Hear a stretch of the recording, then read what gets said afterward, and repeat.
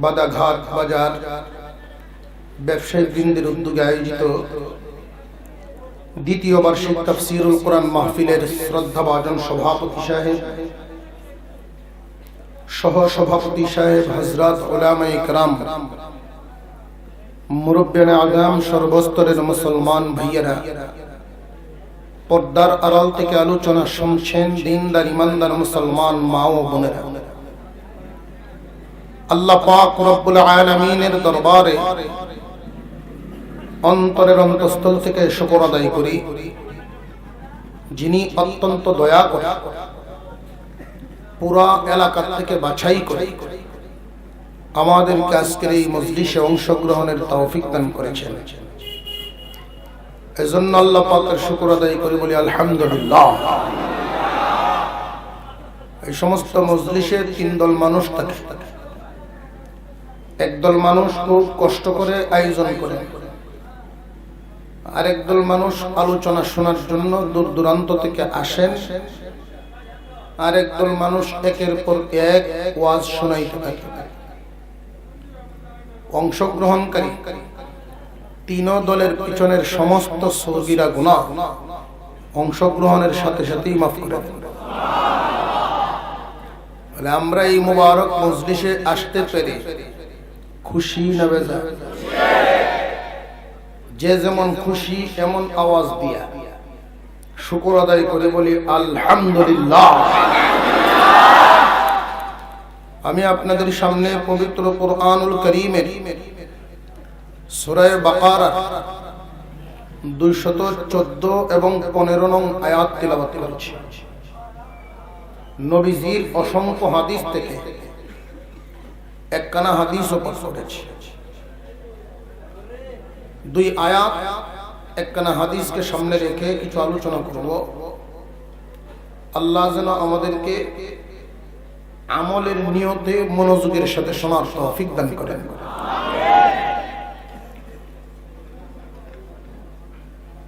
আমাকে কিছুদিন আগে মোবাইলের মাধ্যমে বিষয়ে জানানো হয়েছিল, তো যে আয়াত বলা হয়েছিল এই আয়াতে আর নাম্বারের মিল নেই। এখন আমার নজরে পড়লে দেখা যায় এখানে প্রত্যেকেরই আয়াত দেওয়া হয়েছে। আমার বলা হয়েছিল 215, লেখা 214, এজন্য দুইটা পড়ছি। আমাকে বলা হয়েছিল 215, এখানে লেখা 214। তাহলে বলনেওয়ালা আর বাস্তবতা একটু বেমিল মনে হইতেছে। তো পাশাপাশি যেহেতু দুটো আয়াত দুটোটাই তিলাওয়াত করে ফেলেছি। আরেকখান হাদিস পাঠ করেছি আপনাদের সামনে। 14 নং আয়াতের যে বিষয়বস্তুটা, 14 নং আয়াতের বিষয়বস্তু হলো আম হাসিবতুম আন তাদখুলুল জান্নাহ, তোমরা কি ধারণা করো এমনি এমনি জান্নাতে চলে যাবে? এমনি এমনি জান্নাতে চলে যাবে এটা ধারণা করো? পরিশ্রম ছাড়া 5টা টাকাও তো ইনকাম করা যায় না। বিনা কারণে কেউ কাউকে 500 জায়গাও তো দেয় না। জান্নাত, জান্নাত এই দুনিয়ার সাথে কোনো তুলনা চলে না। জান্নাতের যে এক একটা বিল্ডিং, একটা ইট স্বর্ণের আর একটা ইট রূপা। এত উন্নত মানের জান্নাত আল্লাহ পাক এমনি এমনি তোমাদেরকে দিয়ে দিবে? বরং তোমাদের অতীতে যারা গত হইছে, তোমাদের অতীতে যারা গত হইছেন তারা এই জান্নাত পাওয়ার জন্য, ঈমানের জন্য অনেক বালা মুসিবত নির্যাতনের শিকার হইছেন। এমন কি এত নির্যাতনের শিকার হইছেন অসহ্য হইয়া তাদের নবীগণের কাছে আয়েশা বলতো, মাতা নাসরুল্লাহ, আল্লাহর সাহায্য কখন আসবে? আলা ইন্না নাসরুল্লাহি করিব, জেনে রাখো আল্লাহর সাহায্য অত্যন্ত নিকটে। আমরাও তো অনেক সময় মনে করি মুসলমানদের উপরে, ভালো মানুষদের উপরে বালা মুসিবত কেন আসে? প্রশ্ন জাগেনি না জাগে? একজন বেনামাজির চলাফেরা আর একজন নামাজির চলাফেরা,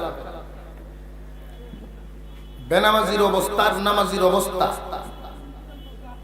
একজন স্বচ্ছ মানুষের অবস্থা আর একটা সুদখোরের অবস্থা, আপনারা দেখবেন অনেক পার্থক্য। কেমন পার্থক্য?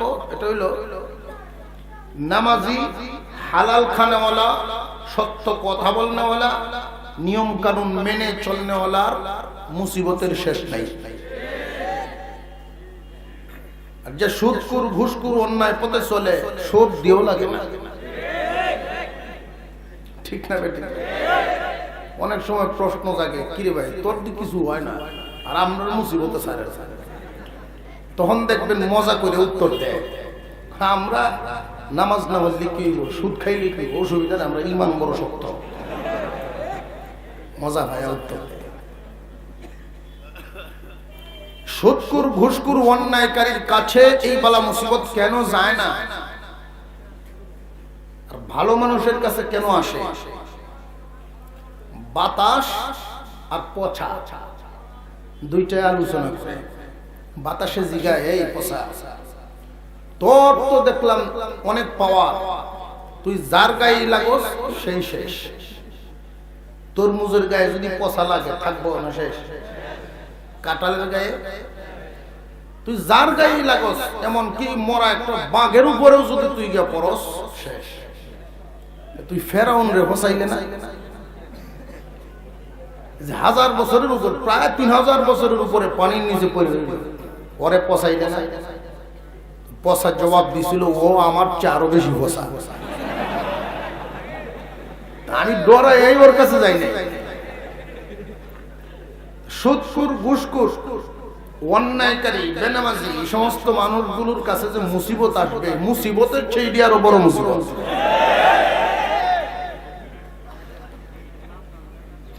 সাহাবাই কারাম ইসলামের প্রথম যুগে মুসলমান হয়েছে।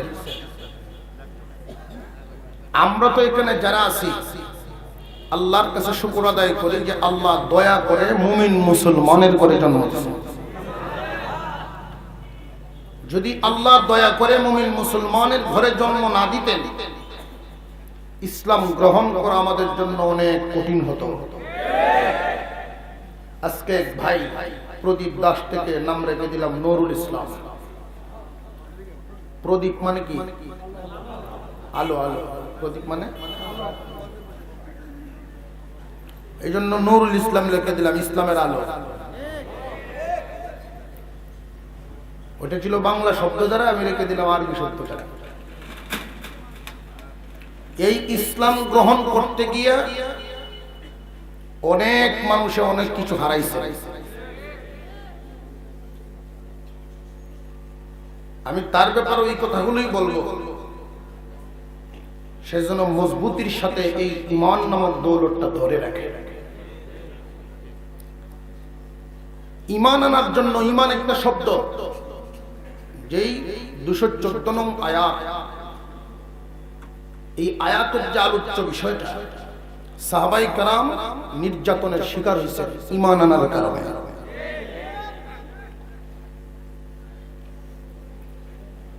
আবু বকর সিদ্দিক রাদিয়াল্লাহু তাআলা আনহু, আবু বকর সিদ্দিক রাদিয়াল্লাহু তাআলা আনহু বাজারে ব্যবসা করতেন। এক চাইতে অনেক বড় বাজার, মক্কা নগরীর শহর। তিনি শেয়ারে ব্যবসা করতেন। ইসলাম গ্রহণ তখনও তিনি করেন নাই, মুসলমান হন নাই। তিনি শেয়ারে ব্যবসা করতেন আর একজনের সাথে। আবু বকর সিদ্দিক রাদিয়াল্লাহু তাআলা আনহু যখন মুসলমান হলেন, আল্লাহর পয়গম্বরের হাত ধরে কালিমা গ্রহণ করলেন। আল্লাহর নবী দায়িত্ব দিলেন, কালিমা তুমি গ্রহণ করেছো, আর একজনকে গ্রহণ করাও, দাওয়াত দাও। যখন তিনি দাওয়াতের কাজ করেন, ঘন্টাকে ঘন্টা দাওয়াতের জন্য মেহনত করতেছেন, তার সাথী ভাই, ব্যবসায়ী সাথী ভাই বলেন, আবু বকর আমি ডিউটি বেশি করি, তুমি ডিউটি কম করো। এইভাবে ব্যবসা চলবে না। হয়তো দিন গ্রহণ করো আর না হয় দুনিয়া গ্রহণ করো, দুইটার থেকে একটা। আবু বকর সিদ্দিক রাদিয়াল্লাহু আনহু বলেন, বন্টন করে দাও, আমার কয় ঘন্টা ডিউটি করতে হবে আর তোমার কয় ঘন্টা ডিউটি, এটা বন্টন করো। দিনের উপরে চললে দুনিয়া যে একদম বাদ দিতে হবে এমন তো কোনো কথা নয়। নামাজ পড়লে কি দুনিয়াদারি সাইডে করা লাগবো না, দুনিয়াদারি রাইকেও করা যায়? অনেক মানুষের এমন ধারণা যে টুপি মাথা দিলে আর কোনোদিন হাওড়ে যাওয়া যেত না। অনেক মানুষের এরকম কিছু কিছু ধারণা আছে। বাইর করতাম নি মানুষটি, বাইর করতাম। 40-45 বছর বয়সের ধনী মানুষ আছে না নাই? এদেরকে যদি জিজ্ঞাসা করা হয়, ভাই আপনি ধনী মানুষ হজ করেন না কেন,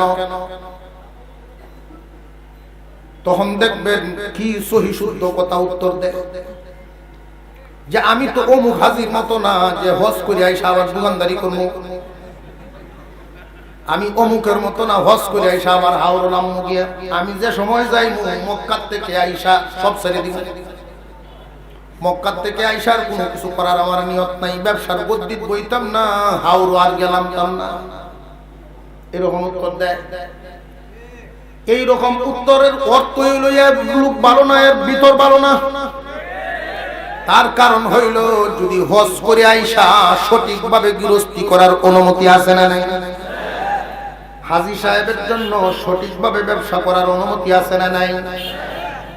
তাহলে বুঝতে হবে ওই লোকটার মধ্যে ঝামেলা আছে। মনে হয় কুদাল যে ধরে জমির সাইক্লোর সময় তেরা করে ধরে, এমন সুজা উড়ে ধরে না, দিন যেভাবে ধরে ফোনে 2 কের জমিন 2 কের হয়। ওইখানে গেলে তো গুনাহ মাফ করায় আর গুনাহ করতো না। আগে যা করা সব করে নেব, এই নিয়ত তার। আল্লাহ কি বাটপারি বুঝেন না? অনেক মানুষের এই নিয়ত হলো যে যা কামাইবার সব গুনাহ একসাথে কামাইয়া গাট্টি বাঁধে মক্কা শরীফ থই আইমু, পরে আর আয়া করতো না, এরকম মনে করে। ভালো করে জেনে রাখবেন, বেশিরভাগ মুসলমানদের অভ্যাস, বেশিরভাগ মুসলমান সংখ্যায় আমরা অনেক, শতকরা 10 ভাগও নামাজি পাওয়া যায় না। আর আস্তে কর, শতকরা 10 জনও নামাজ পড়ে না। আর 10 জনের মধ্যে যারা নামাজ পড়েন 5 জনই হইল সিরাতে চিরা টাকা। বুঝেন তো? মসজিদের দান বাক্সে দেখবেন কিছু কিছু সিরা টাকা পাওয়া যায় অচল। এগুলো কি জিনে দেয় না মানুষ দেয়? ওরে বাবা, এটি আবার কোন মানুষ? মিষ্টি মলে গেল যে নোট চলে না, ফান মলে গেল চলে না, সারা বাজার বললো নোট চালাইতে পারে না। এখন তো এমন জায়গা চালাইমু যেখান থেকে বিরত না। শুক্রবার মসজিদ দান বাক্স দেয়, আছে না নাই?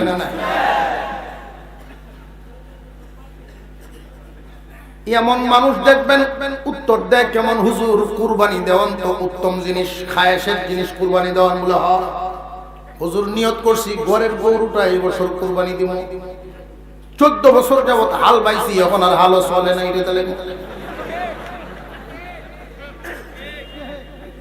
তুমি যেমন দিবা এমন ভাইবা।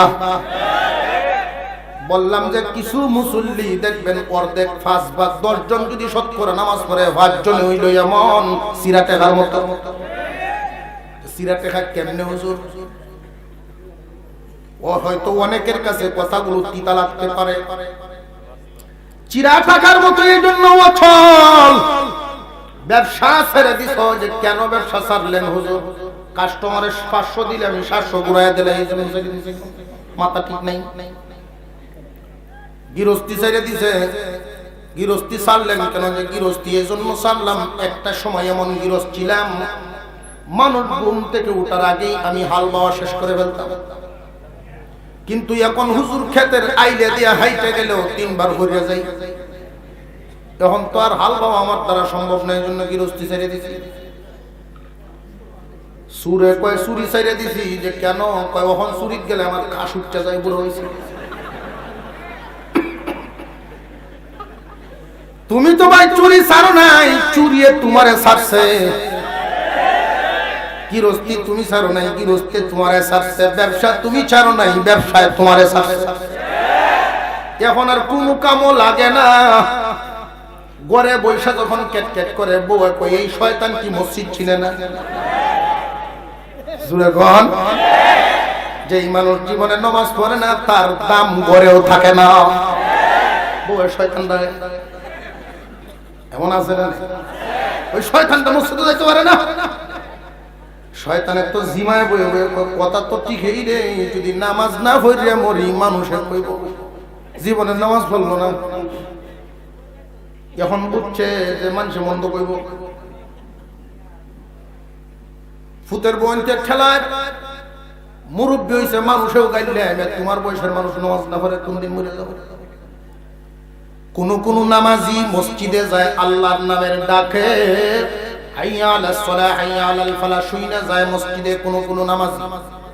আর কোন নামাজি যায় ডাকে নয় ঠেলায়। কেউ যায় ডাকে, কেউ যায় ঠেলায়। বউয়ের শয়তান ডাকে, ফুতের বউন আব্বা আপনি নামাজ করলেন বলুন না। আব্বাও 2 দিন নামাজ পড়ে দেখছে ফুতের বউন আদর বেশি করে নামাজ পড়লে। নামাজ পড়লে যে তো আদর হওয়া যায়, শেষ বয়সে এই কামটাই করি। আল্লাহর জন্য পড়ে না, যদি আল্লাহর জন্য পড়তো তাহলে নামাজ ফরজ হইছে কি ব্যবসার থেকে ফারেক হওয়ার পরে না আরো আগে। সবকিছুর থেকে ফারেক, কখন আর কোন জায়গায় চলে না সিরাতে অচল পয়সা হইছো। এখন তুমি মসজিদ আয়া ফিরছ, মসজিদ আয়া দেখুন যে ইমামের পিছে লাগে। ইমাম সাহেব নামাজ পড়ায় পড়ে যাই দেখো, ইমাম সাহেব কয় আল্লাহ এই গজব আমার উপরে করতে হয় না ছিল।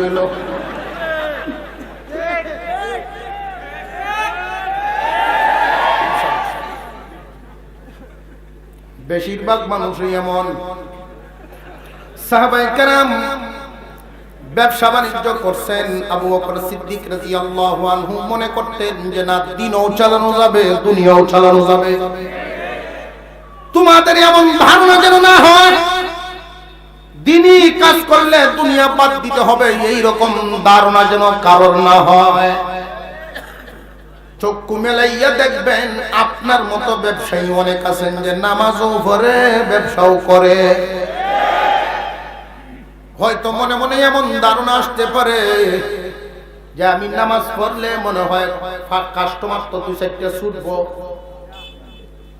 হাসান বসরি রহমতুল্লাহি আলাইহির দরবারে একজন মানুষ গেলেন মুরিদ হওয়ার জন্য, ব্যবসায়ী মানুষ। হুজুর আমাকে আপনি মুরিদ করেন, আপনার কাছে আসলাম।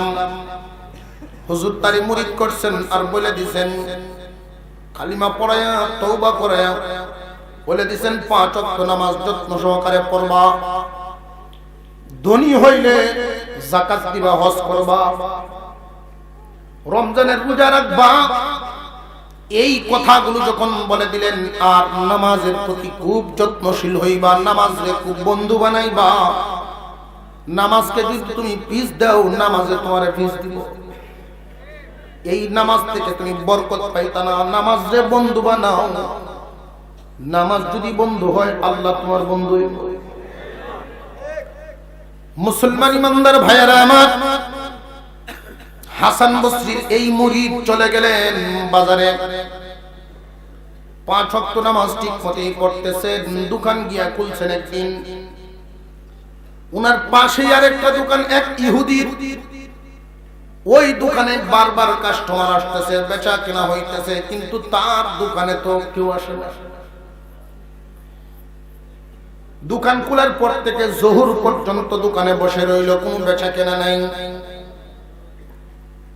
দোকানদারদের কিন্তু এরকম মনে মনে কষ্ট আসতেই পারে, আরেকজন ব্যবসা করতেছেন আর আমার ব্যবসা নাই। যেই মাত্র আযান হয়ে গেছে, হাইয়া আলাস সালাহ শব্দ তার কানে এসে গেছে, নামাজের ডাক এসে গেছে। এমনি দোকান বন্ধ করতেছেন, কাস্টমার 2 জন আইছে। ভাই আসছিলাম তো কিছু সদাই করার জন্য। মুমিন এটা কিন্তু বিরাট এক পরীক্ষা। হাসান বসরির মুরিদ পরীক্ষায় ফাঁস করে ফেলছেন যে না, বেচা কিনা এখন নয়, আমি আগে নামাজ পড়বো, এরপরে দুনিয়াদারি করব। দোকান বন্ধ করে তিনি নামাজে চলে গেছেন। নামাজ থেকে আইসা আবার দোকান খুলছেন, আসর পর্যন্ত কোনো কাস্টমারই নেই।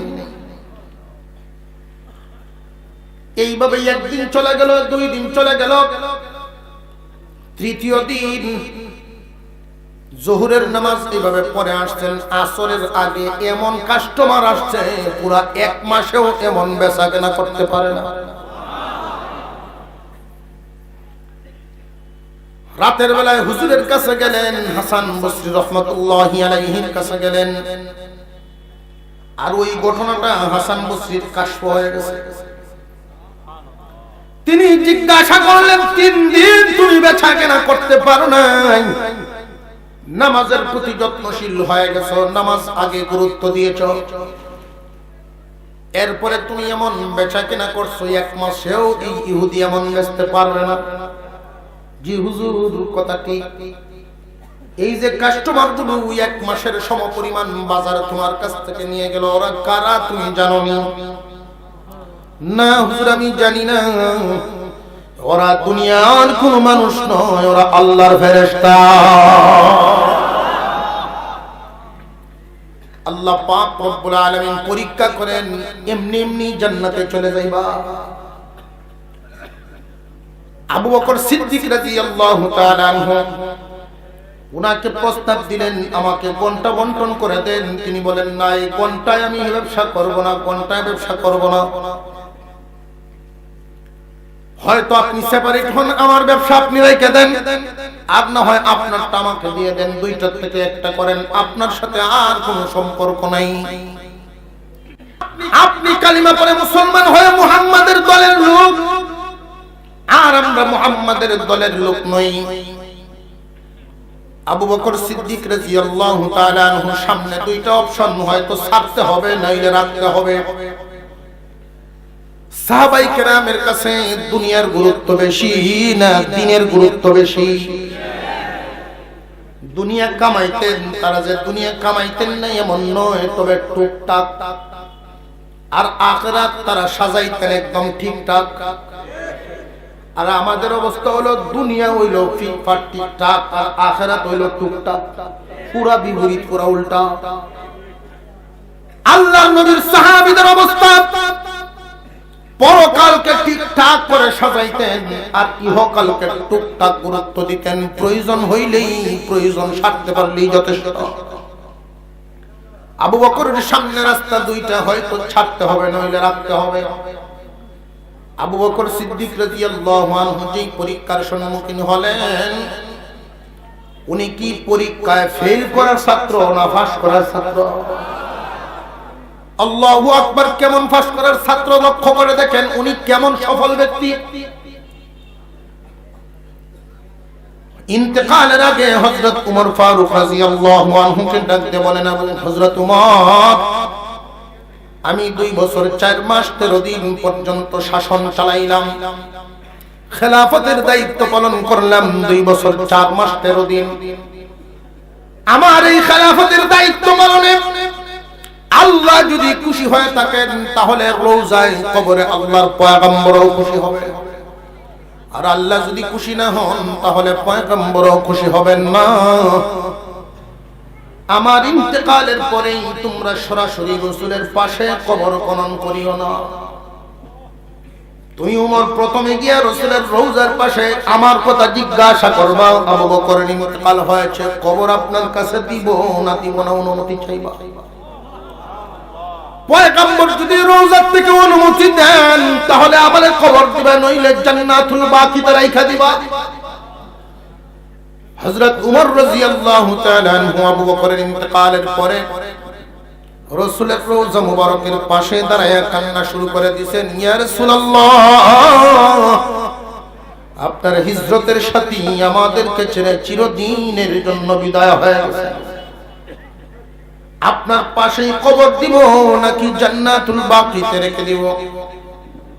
এমনি রওজা থেকে আওয়াজ এসে গেছে, উমর, হাবিবকে হাবিবের সেই কবর দিয়ে দাও। বন্ধুর পাশে বন্ধুকে কোমর দাও। আবু বকর কি বিফল না একদম সফল? এই সফল মানুষ তো পরীক্ষায় ফেল করার ছাত্র না, উনি ফাঁস করার ছাত্র। উনি বললেন ব্যবসা তুমি রেখে দাও, আমার দাওয়াতের কাজ করতেই হবে। ব্যবসা দিয়ে দিলেন, দাওয়াতে গুরুত্ব দিলেন।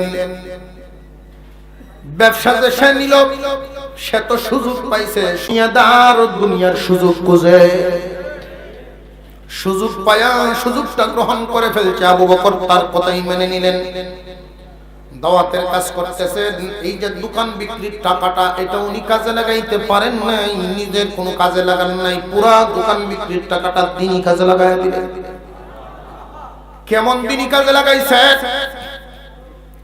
সাহাবায়ে কেরামের উপরে এত নির্যাতন, এত নিপীড়ন ইসলামের প্রথম যুগে। হযরত বেলাল রাদিয়াল্লাহু তাআলা আনহু রাস্তা দিয়া আবু বকর যান, আর বেলালের হালতটা দেখতে পাইলেন। হযরত বেলালের উপরে এমন নির্যাতন, কালো মানুষ, পুরা বডিটা রক্তে লাল হয়ে গেছে, এমন আগাম। মরুভূমির গরম বালির উপরে উনাকে ফেলায় রাখছে, উত্তপ্ত বালুতে উনারে গোড়াগড়ি করাইতেছে শাস্তি দেওয়ার জন্য। আবু বকর গিয়া জিজ্ঞাসা করেন, বেলাল, ওরা তোমাকে এইভাবে কেন মারে? যে আমি আল্লাহর নাম জুড়ে উচ্চারণ করি, এই জন্য ওরা আমার এইভাবে মারে। আবু বকর সিদ্দিক রাদিয়াল্লাহু তাআলা আনহু বলেন, আল্লাহর নাম তুমি জুড়ে নিও না, আস্তে নিও। আমরা তো এমন আল্লাহর উপরে ঈমান আনলাম, এমন মালিকের উপরে ঈমান আনলাম, যেই মালিক আস্তে ডাকলেও শুনেন, জোরে ডাকলেও শুনেন। আল্লাহকে কি শুধু জোরে ডাকতে হয় না, আস্তে ডাকলেও শুনেন? জোরে ডাকলেও শুনেন, আস্তে ডাকলেও শুনেন। যেহেতু তোমার উপরে নির্যাতন আসে, তুমি আস্তে আস্তে ডাকো। এই পরামর্শ দিয়ে উনি চলে গেলেন। ফেরার পথে দেখেন হযরত বেলালের উপরে নির্যাতন আরো বেশি চালানো হচ্ছে। উনি গিয়ে জিজ্ঞাসা করেন, বেলাল, তোমাকে না বলছিলাম আস্তে আস্তে ডাকার জন্য? হযরত বেলাল বলেন, আবু বকর ভাই আমার, আমি আস্তে ডাকলে মজা পাই না, জোরে ডাকলে আমি মজা পাই। যে ওরা যে তোমারে মারে, তাহলে কি কষ্ট পাও না? না না, ওরা তো মারে আমার বডিতে, আর আল্লাহ শান্তি দিলে আরাম দেন আমার অন্তরে। শান্তির সম্পর্ক কি বডির সাথে না মনের সাথে?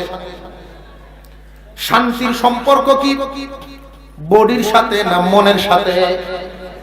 শান্তির সম্পর্ক হইলো মনের সাথে। 5 তলা বিল্ডিং এর উপরে এসি রুম, এরপরেও ঘুম নাই।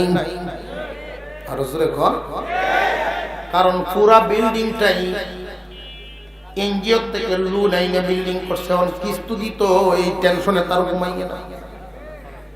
আর মন যদি শান্তি থাকে, দেখবেন বালিশ নাই, মাথার তলে ইট, বিছনা নাই, রেল লাইনও ঘুমায়, নাক নাকের যন্ত্রণায় মশা দাঁড়ো যায় না। এমন মানুষ আছে না? শান্তির সম্পর্ক কি বডি না মন? ও আবু বকর, ওরা মানে আমার বডিতে, আল্লাহ শান্তি দেন আমার অন্তরে। আবু বকর বলেন, এমন মানুষ তো এমন মানুষ যার অন্তরে আল্লাহ বসবাস করেন, আল্লাহর রহমত যার অন্তরে নাজিল হয়, এই মানুষরে আর গোলাম রাখা যাবে না। তিনি প্রথমে বললেন যে তোমাদের এই গোলামের উপরে এত নির্যাতন কেন করো? এই আরবদের তো এমন নজির নাই, গোলামের উপরে এরকম নির্যাতন করা, এটা তো এই আইনে নাই, আরবদের আইনে নাই। তারা উত্তর দেয়, আবু বকর তোমার যদি এত মায়া লাগে তাহলে কিনিয়া লইয়া যাও। আবু বকর বলেন, দাম কত? যে এত দাম, বলেন অপেক্ষা করো, ওই যে দোকান বিক্রির টাকাই না দিয়ে দিলেন, বেলালকে কিনে আজাদ করে দিলেন। কোন কোন মুসলমান এমন ছিল, ইসলাম গ্রহণ করার কারণে, মুসলমান হওয়ার কারণে, যদি আরবদের মক্কাবাসীর কারোর বাড়িতে কাজ করতেন, শুধু মুসলমান হওয়ার কারণে অন্য কোনো অপরাধ নাই, একটাই অপরাধ, মুহাম্মাদের দলে নাম লেখাইছে। এই কারণে সন্ধ্যাবেলায় টাকা পয়সা দেয় না, কাজ করায় ঠিকই টাকা পয়সা দেয় না। আজকে না কালকে, পরশু না পরশু, এভাবে দিন যায়, কিন্তু স্ত্রী সন্তান লালন পালন তো কি দিয়া করবে? আবু বকর বলতেন, চিন্তার কারণ নাই, নাও টাকা দিলাম, দিতে হবে না, আমি আল্লাহর রাস্তা দিয়া দিলাম। ইসলামের গুড়াতে আবু বকর এইভাবে পানি ঢালছেন। একদিন বাজারের মাঝখান দিয়ে আবু বকর সিদ্দিক রাদিয়াল্লাহু আনহু যান, আর ওই লোকটা ডাক দিয়া বলে, আবু বকর, পুরা দোকান তো এখন আমার, আমি পুরা দোকানের মালিক হয়ে গেলাম, আমি সফল, আর তুমি আবু বকর ইসলাম গ্রহণ করে তুমি বিফল। আবু বকরের মনটা খুব খারাপ হয়ে গেল। রাসূলের দরবারে গিয়ে জিজ্ঞাসা করলেন, ইয়া রাসূলুল্লাহ, আমরা কি বিফল না সফল? আল্লাহর পয়গম্বর সাল্লাল্লাহু আলাইহি ওয়াসাল্লাম নবী হওয়ার পরে নিজের পক্ষ থেকে কিছুই বলতেন না, আল্লাহ যা বলাইতেন তা বলতেন। প্রশ্ন করা হলো, নবীজি, আমরা কি সফল না বিফল? আল্লাহর পক্ষ থেকে জবাব দেওয়া শুরু হয়েছে। নবী মুহাম্মদুর রাসূলুল্লাহ সাল্লাল্লাহু আলাইহি ওয়াসাল্লামের উপরে সূরা নাযিল হয়ে গেছে। নবী গো, আপনি কি জবাব দিবেন? জবাব তো আমি আল্লাহ দিব। আল্লাহ পাক স্বাভাবিকভাবে বলেন নাই, কসম খায়া জবাব দিলেন, ওয়াল আসর, আসরের কসম। আসরের কসম খায়া বুঝাইলেন, কাল সময় বুঝাইছেন, সময় কয় ঘন্টা, কয় বছর, কয় 100 বছর, এটা না, একটা কাল বুঝাইছেন। মুফাসসিরিনে কেরাম বলেন, কাল বলতে কোন কাল? আদম আলাইহিস সালাম থেকে নিয়ে কিয়ামত পর্যন্ত পুরা সময়টাই একটা কাল। আদম থেকে নিয়ে কিয়ামত পর্যন্ত পুরা সময়টাই একটা কাল, পুরা সময়ের কসম। এর ভিতরে যত মানুষ এসেছে, আরো আসবে, সমস্ত মানুষই বিফল, সমস্ত মানুষ ক্ষতিগ্রস্ত। ইন্নাল ইনসানা লাফি খুসর। এই কালের কসম, সময়ের ভিতরে যারা আসবে, যত মানুষ, মানুষ বলতে সব ক্ষতিগ্রস্ত। ইল্লাল্লাযীনা আমানু ওয়া আমিলুস সালিহাত ওয়া তাওয়াসাউ বিল হাক্কি ওয়া তাওয়াসাউ বিস সাবর। 4 গুণের অধিকারী যারা থাকবে তারা বিফল নয়। আদম আলাইহিস সালামের যুগের মধ্যে সব মানুষ বিফল, কিন্তু 4 গুণের মানুষ, আদম যুগের মানুষগুলো সফল। ইদ্রিস আলাইহিস সালামের যুগের 4 গুণে গুণান্বিত যারা, তারা সফল, বাকিরা সব বিফল। নূহ আলাইহিস সালামের জামানার 4 গুণে গুণান্বিত মানুষগুলো সফল, বাকিরা সব বিফল। ইব্রাহিম আলাইহিস সালামের যুগের 4 গুণে গুণান্বিত মানুষগুলো সফল, বাকিরা সব বিফল। এইভাবে আস্তে আস্তে আস্তে আস্তে আমাদের নবী পর্যন্ত, কিয়ামত পর্যন্ত 4 গুণে গুণান্বিত সব মানুষগুলো সফল। এই 4 গুণের বাইরে যারা থাকবে সব বিফল, ক্ষতিগ্রস্ত, জাহান্নামী। কথাটা বুঝে আসতেছে আপনাদের? সাহাবায়ে কেরাম আল্লাহর রাসূলের দরবারে আয়েশা নিজেদের অবস্থাটা তুলে ধরতেন। নির্যাতন, নিপীড়ন চতুর্দিক থেকে সাহাবীদের উপরে। আবু বকর সিদ্দিক সহ অনেক সাহাবীরা আয়েশা যখন রাসূলের কাছে এই কথা বলতেন, মাতা নাসরুল্লাহ, আল্লাহর সাহায্য কখন আসবে? আমরাও তো মনে মনে ভাবি, মুমিনদের উপর নির্যাতন, আল্লাহর সাহায্য কবে আসবে? যারা সঠিক পথে চলে, হক কথা বলে, বালক মতে চলে, এদের উপরে নির্যাতন, নিপীড়ন আছে না নাই? দেখবেন হঠাৎ করে মামলা হয়ে গেছে, গায়বী মামলা। এটা আবার নতুন বেরিয়েছে, গায়বী মামলা। মামলা হলে গায়বী হয়। এই যে গায়বী মামলায় পড়ে গেল, আগে বুঝতে হবে দ্বীনি না দুনিয়াবি, কোন কারণে পড়ছে এটা আগে বুঝতে হবে। যদি দেখা যায় একজন মানুষ হক কথা বলার কারণে তার উপরে নির্যাতন আসতেছে, তাহলে তুমি হকের পথে থাকো, সবরের উপরে হকে থাকো। গাইবী মামলার বহু ধরন আছে, গাইবী মামলার আসামি অনেক আছে। আমার কাছে এসে দোয়া চায়। আমার মাদ্রাসার পাশে এক লোক এসে দোয়া চায়, হুজুর দোয়া করে মামলার আসামি। কেন? আমি পুলিশ মারার মামলা করছি। আপনার মতো মানুষ না পুলিশ মারে গিয়া। আমি জিজ্ঞাসা, হুজুর আপনিও বিশ্বাস করছেন আমি পুলিশ মারছি? তাহলে মারলো কেন? সরকারি দলের লোকেরা পুলিশের সাথে মারামারি করছে। তো পুলিশের সাথে মারামারি করছে, পুলিশ তো আর বসে থাকবো না। এখন পুলিশের পাওয়ার কি কম না বেশি? বাবা রে বাবা, মাশাআল্লাহ পুলিশের মধ্যে অনেক পুলিশ আবার এমন আছে আলেম ওলামাদেরকে শ্রদ্ধা করে সম্মান করে, অনেক অনেক অনেক। আর কিছু এমন আছে গুড়ালিতেই ঝামেলা, আলেম ওলামাদের হাত ভেঙে দিতে হুমকি দেয়। আবার কই দেশ থেকে চইলা অন্য দেশে চলে বুঝা যায় পুরা দেশটা তার বাপের নাম আরওয়ারসিএস কাউন্সিল। এমন ফাগলামি কথাবার্তা মানুষের কয়। ইন্টারনেটের যুগ, সবাই শুনবো, চিন্তাটা তো তার কথা ছিল। এই দেশের মানুষ নেতাকে যত মহব্বত করে এর চাইতে হাজার গুণ মহব্বত আলেমদেরকে করে। আরেক মাথা পাতলায় আলেম ওলামাদের ঘাড় ভেঙে দিল।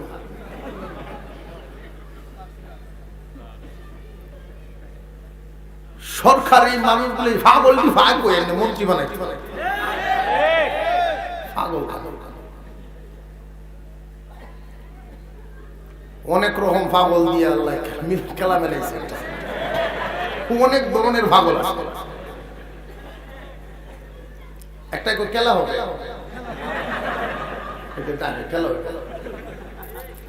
আলেম ওলামাদের সাথে যদি কেউ বাড়াবাড়ি করে এর রেজাল্ট দুনিয়াতেও আছে, আখিরাতেও আছে। রেজাল্ট পাওয়া গেছে কয়েকদিন পরেই, দুই গালে জুতা মারো তালে তালে শুরু হয়েছে। তার দলের লোক যাইবা কই চান্দু, চতুর্দিকে আসমান, কই যাইবা উসমান।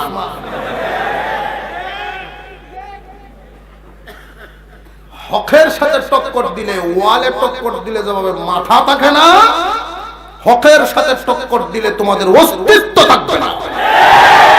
আরে তাকবীর, নারে তাকবীর, ইসলাম ইসলাম জিন্দাবাদ জিন্দাবাদ, ইসলামের শত্রুরা হুঁশিয়ার সাবধান।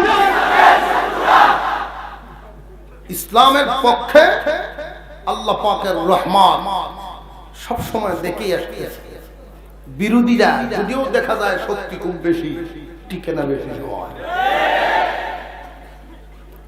এটার উদাহরণ হলো দাঁত আর জিহ্বার মতো।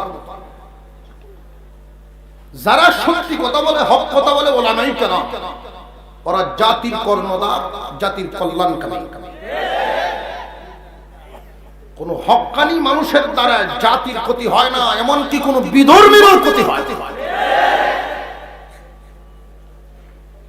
সবসময় জাতির কল্যাণ করে।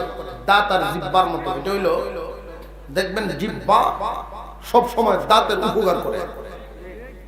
দাঁতের সিফাত, বস্তু খাইলে যদি বাঁচে, জিহ্বায় দেখবেন একটু ঠেলতো যায়, উপকার করতো যায়।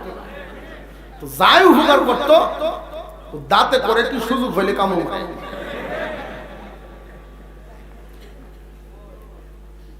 দাঁত পাওয়ার দেওয়া, হ্যাঁ তুমি নরম আর আমরা শক্ত, সংখ্যায় বেশি 32টা, আর তুমি একলা। উভয় আছে আমরা সিফাত করলে, এই জন্য হামলা। বাস্তবতা কি যে পাওয়ার যতই দেখো, তুমি কিন্তু কিছুদিন পরে পড়বে সাপ হয়েছে। মরার আগে কেউ জিহ্বা ফুরে আছে, জীবনে দাঁত ফুরে আছে, ঠিক না? ঠিক। ফখরে বাংলার তাজুল ইসলাম রহমতুল্লাহ আলাইহি ছিলেন বাংলার ফখর, বাংলার গৌরব। উনি একদিন ট্রেনে উঠছেন, ট্রেন ছেড়ে দেয়, উনি ঠিক মতো গেছিল, অসুবিধা হয়েছেন না, লাভ দিয়ে উঠছেন একটা ডাব্বা, যাওয়া লাগে খুব তাড়াহুড়া। উঠতে গেছেন, উঠতে দেখেন এটা পুলিশের ডাব্বা, পাকিস্তানি পুলিশ কিছু বইছে, তো হুজুর বসে রয়েছেন এক কাজে। এরা কফ করে, হুজুররা কোনো কামের না, সমাজের কোনো কামল হয় না, সমাজের কোনো কামই লাগে না, না ব্যবসাত লাগে, না চাকরিত লাগে, না গৃহস্থিত লাগে, কোনো কামল লাগে না। হুজুরে কয় হুজুররা দুই তিনবার শূন্য, হুজুররা এই আঙ্গুলটার মতো, এটার মতো, এটা কিন্তু খুব ভাওয়ারি, খুব সাংঘাতিক। এটা দেখবেন অনেক তর্জমা দেয়, এটার অর্থ তর্জমা অনেক। লন্ডন, আমেরিকা, ইংরেজি দেশগুলোতে যদি এটিও হয়, তা ধন্যবাদ, থ্যাংক ইউ, এটা হলো ডাবল থ্যাংক ইউ। কিন্তু বাংলাদেশ হয়ে যাবে অর্থ উল্টা, বাংলাদেশ হয়ে যেতে আইলে ফেসলে কেনা না। হ্যাঁ হুজুর, আপনি এটা হুজুর মানুষ, এটা কিতাব বললেন, হ্যাঁ হুজুর এমন ওই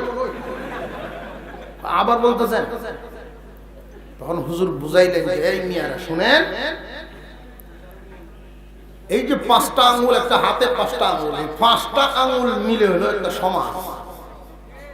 5টা আঙ্গুল মিলিয়া যে কোনো কাজ করেন সমাজে মিলে তো করে, 5টা দেয়।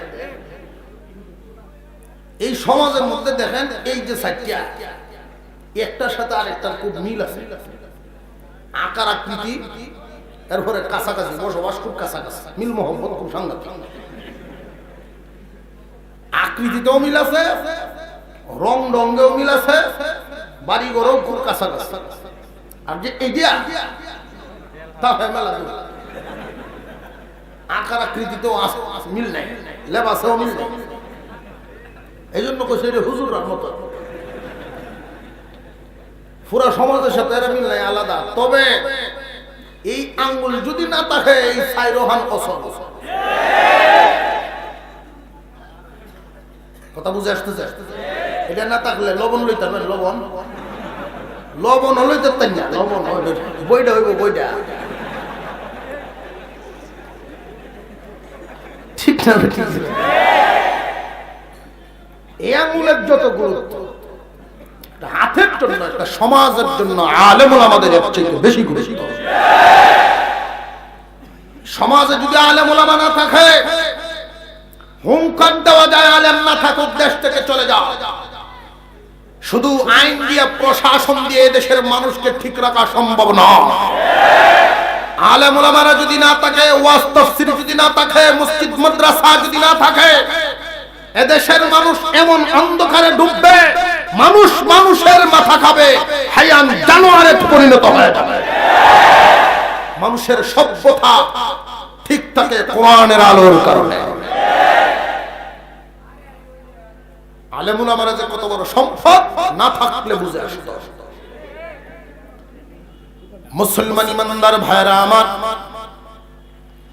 আবু বকর সিদ্দিক রাদিয়াল্লাহু তাআলা আনহু এই প্রশ্নটা করলেন, হুজুর আমরা কি সফল না বিফল? আল্লাহ পাক জবাব দিয়ে দিলেন, তোমরা সফল। 4 গুণের গুণী যারা, তারাই সফল, শুধু তোমাদের যুগে নয়, এই যুগেও কিয়ামত পর্যন্ত।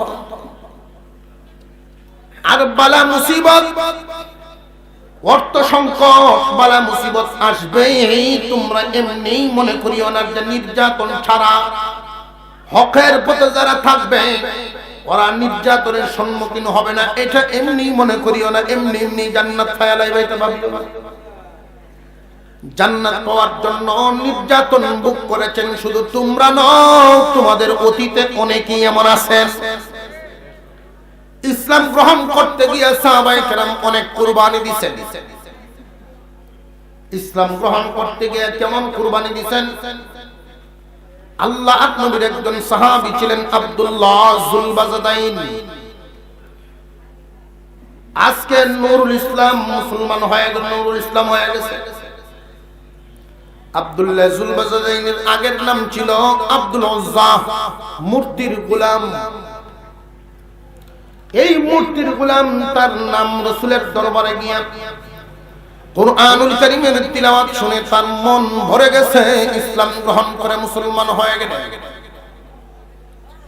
মুসলমান হওয়ার পরেই আল্লাহর পয়গম্বর তার নাম পাল্টায়া আব্দুল উজ্জা থেকে নাম রেখে দিলেন আব্দুল্লাহ।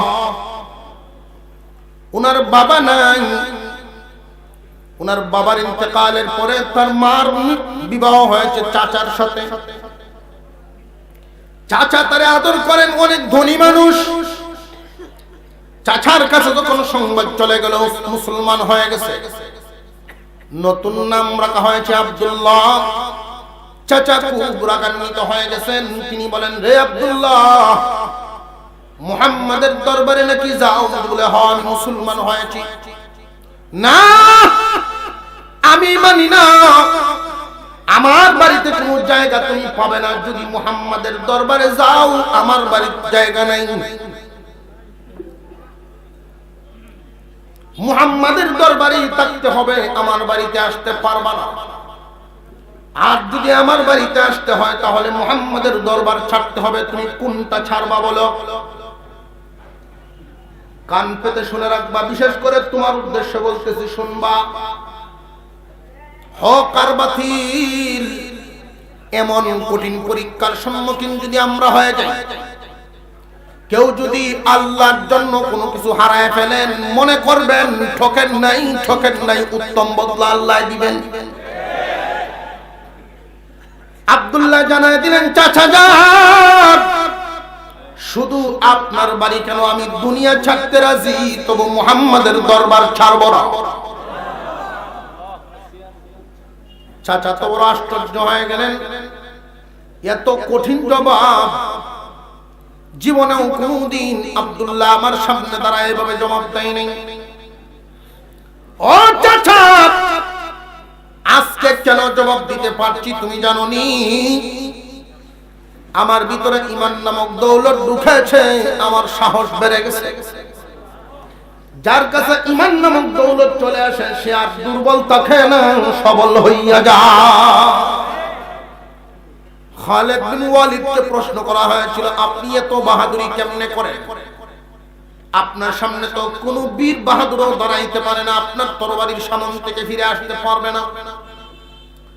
খালিদ বিন ওয়ালিদ যখন তরবারিটা কুরআন দিয়া উপরে উঠাইতেন, উঠায়া যখন নামাইতেন, কাফিরেরা মনে করতো 100 তরবারি একসাথে নামে।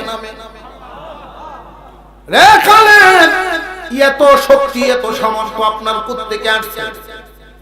খালিদ বিন ওয়ালিদ জবাব দেন, আমারও এত শক্তি ছিল না। আমি যখন কাফির ছিলাম, আমি যখন বেদিন ছিলাম, তখন আমার এমন শক্তি ছিল না। আমি আলীর সামনে দাঁড়ানোর সাহস পাই নাই, ওমরের সামনে দাঁড়ানোর সাহস আমি পাই নাই, আমির হামজার সামনে দাঁড়ানোর সাহস কিন্তু আমি ওয়ালিদ পাই নাই। আমি খালিদ তো তখনও ছিলাম, এখনো আছি। সাহস কেমনে বাড়লো? কালিমা গ্রহণ করার পরে আমার ভিতরে আল্লাহ রহম দিলে আমার সাহস বাড়ায়া দিছে। এটা ইসলামের শক্তি, আমার শক্তি নয়, এটা ইসলামের শক্তি। ও চাচা, জবাব দিলাম, কারণ সকল কাফের, সকল বেদিনেরা মুর্দা আর ইমানদার জিন্দা। বেদিনের সামনে দিনদার কখনো ভয় পাইতে পারে না। তোমার বাড়ি ছেড়ে দিব, কোনো আপত্তি নেই।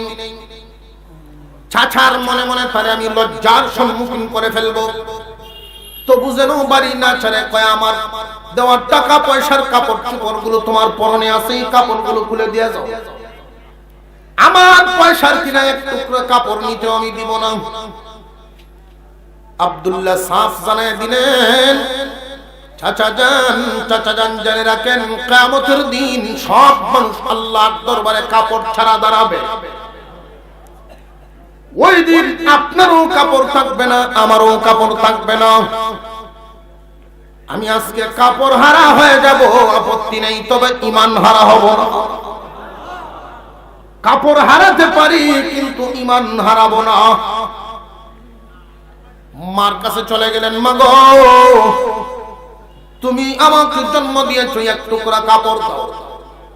এক টুকরা কাপড় নিয়ে তিনি এমন ভাবে পরিধান করলেন, এত ছোট কাপড়টা হাঁটু ঘুরলে নাভি উদাম হয়ে যায়, নাভি ঘুরলে হাঁটু উদাম হয়ে যায়। কোন রকম রাসূলের দরবারে চলে গেলেন, মসজিদের নববীর সামনে গিয়ে হাজির। রাত তখন গভীর। আল্লাহর পয়গম্বর হুজরার ভিতরে আরাম করেন। তাহাজ্জুদের সময় যখন নবীজি উঠলেন, মসজিদে নববীর সামনে কে যেন দাঁড়ায় আছেন, দূর থেকে চেনা যায় না। আল্লাহর নবী জিজ্ঞাসা করেন, কে? আব্দুল্লাহ জবাব দেন, হুজুর আমি আব্দুল্লাহ। তুমি কোন আব্দুল্লাহ রে বাবা? ওগো নবীজি চিনতে পারেন নাই? আমি আব্দুল উজ্জা ছিলাম, আমার নাম রেখে দিয়েছেন আব্দুল্লাহ। রাসূল বলেন, আমার আব্দুল্লাহর এই অবস্থা কেন? সারা গায়ে কোনো কাপড় নেই, সামান্য এক টুকরা কাপড়। সেনা অনেক ধনী চাচার ভাতিজা, সকাল বেলায় এক সেট নতুন কাপড় পরিধান করে, বিকাল বেলায় আর এক সেট নতুন কাপড় আনে। আজকে আব্দুল্লাহর এই অবস্থা হলো কেন? ওগো নবীজি আমার চাচা জান এই অবস্থা আমাকে করেছে, আমার বাড়ি থেকে বের করে দিয়েছে। আমাকে বলেছে হয়তো আপনার দরবারেই থাকতে হবে, না হয় বাড়িতে থাকতে হবে। আমি আপনার দরবারকেই বেছে নিয়েছি। আল্লাহর পয়গম্বর বলেন, অসুবিধার কোনো কারণ নাই, তুমি আজ থেকে মসজিদে নববীতেই থাকবে। আব্দুল্লাহ আল্লাহর শুকর আদায় করে বলে, আল্লাহ যেই বাড়ি থেকে আমাকে বের করে দেওয়া হয়েছে, এর চাইতে উত্তম জায়গা তুমি আমার ব্যবস্থা করে দিয়েছো। নবী করিম সাল্লাল্লাহু আলাইহি ওয়াসাল্লাম হুজরাত থেকে দুই টুকরা কাপড় এনে দিলেন, দুইটা চাদর। রাসূলের ব্যবহৃত দুইটা কাপড় দিয়ে দিলেন, একটা লুঙ্গির মতো পরিধান করো, আরেকটা গায়ে জড়ায় নাও। আব্দুল্লাহ তাই করলেন। একটু পরে পরে কাপড়টার এভাবে চুমা দেন, কারণ এটা সাধারণ কাপড় নয়, নবীজির ব্যবহৃত কাপড়। আল্লাহর কাছে শুকর আদায় করেন আর বলেন, আল্লাহ যেই কাপড় হারাইছি এর চাইতে দামি কাপড় তুমি আমার দিছো। রাসূলের ব্যবহৃত এক টুকরা কাপড়ের জন্য সাহাবায়ে কেরাম কত পাগল পারা ছিলেন। আমি আব্দুল্লাহকে তুমি দুইটাই কাপড় ব্যবস্থা করে দিয়েছো, তিনি মসজিদে নববীতে থাকেন আর রাসূলের দরবারে সওয়াবত নেন। কিছুদিন পরে সফরে যাবেন, আল্লাহর পয়গম্বরের সাথে সফর, জিহাদের ময়দানে যাবেন। রাস্তার মধ্যে অসুস্থ হয়ে গেলেন আব্দুল্লাহ। হুজুর আকরাম সাল্লাল্লাহু আলাইহি ওয়াসাল্লাম বলেন, আব্দুল্লাহকে আমার কাছে নিয়ে আসো। কাছে যখন আনা হলো, নবী করিম সাল্লাল্লাহু আলাইহি ওয়াসাল্লামের কোলের মধ্যে আব্দুল্লাহর মাথা দিয়ে শোয়া রাখছেন। আব্দুল্লাহ এভাবে মুখটা রাসূলের চেহারা মুবারকের দিকে তাকায় আছেন। আল্লাহর নবী আব্দুল্লাহর দিকে তাকায় আছেন। একজন মানুষ যখন দুনিয়া থেকে বিদায় হয়, স্বাভাবিক নিয়ম হলো কাছের মানুষগুলো তার খুব কাছে থাকে, হয়তো বিবি না হয় বাবা, না হয় ভাই, না হয় সন্তান। আজকে আব্দুল্লাহর কাছে হলো আল্লাহর পয়গম্বর, আর এমন একটা কুলে আব্দুল্লাহর মাথা, যেই কুলের চাইতে দামি কোনো কুল নাই। আব্দুল্লাহ বলেন, ইয়া রাসূলুল্লাহ হয়তো বাড়িতে যদি আমি থাকতাম তাহলে মার কুলে আমার মাথা থাকতো, কিন্তু আজকে আপনার কুলে মাথা রেখে আমি নিজেকে ধন্য মনে করলাম, যা হারাইলাম এর চাইতে দামিটা পাইলাম। আব্দুল্লাহ দুনিয়া থেকে বিদায় হয়ে গেলেন। নবী করিম সাল্লাল্লাহু আলাইহি ওয়াসাল্লাম বলেন, রে আমার সাহাবীরা, আব্দুল্লাহকে কবর দেওয়ার জন্য কবর খনন করো। শরীয়তের মাসআলা হলো, যদি কোনো ব্যক্তি মারা যান তাহলে তার নিকটের মানুষগুলো তারে নিয়ে কবরে নামবে। আল্লাহর পয়গম্বর বলেন, তার কাছের কোনো মানুষ নাই, সব ছেড়ে চলে আসছে। আব্দুল্লাহর নিকট আত্মীয় কোনো মানুষ নাই, আমি তার আত্মীয় হয়ে গেলাম। তোমরা কবর খনন করো, লাশ নিয়ে আমি নবী তার কবরে নামবো। আল্লাহর নবী নেমে গেলেন, দুইটা হাত বাড়ায় বললেন, দাও লাশটা আমার হাতে উঠায় দাও। লাশ যখন কবরে রাখলেন, দুই হাত উপরে উঠায় বলেন, আল্লাহ, আমি আমার আব্দুল্লাহর প্রতি খুশি হয়ে গেলাম, তুমিও খুশি হইয়া যাও। নবীর সাহাবীরা এই দৃশ্যটা দেখে মাটিতে পড়ে গড়াগড়ি করে কান্না শুরু করে দিলেন।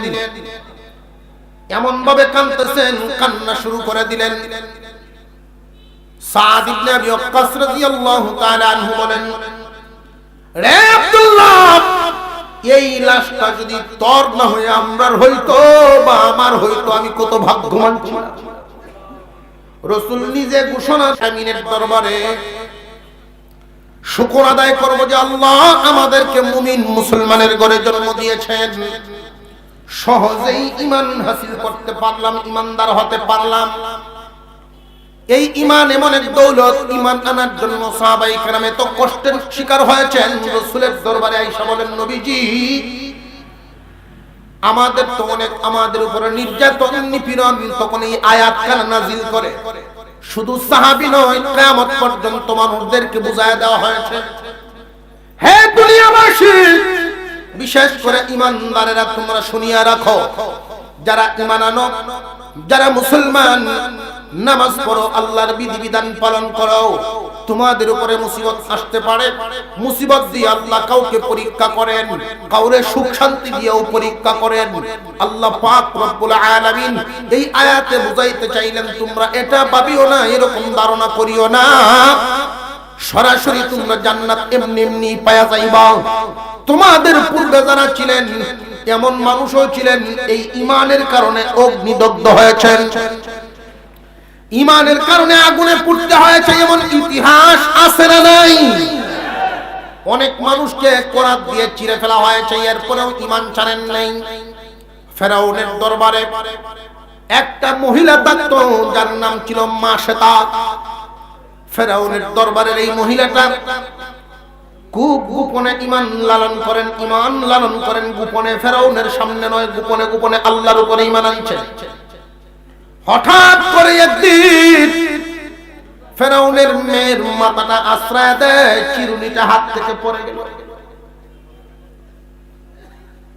আল্লাহ বলে যখন উঠাইতে যায়, বিসমিল্লাহ বলে উঠায়।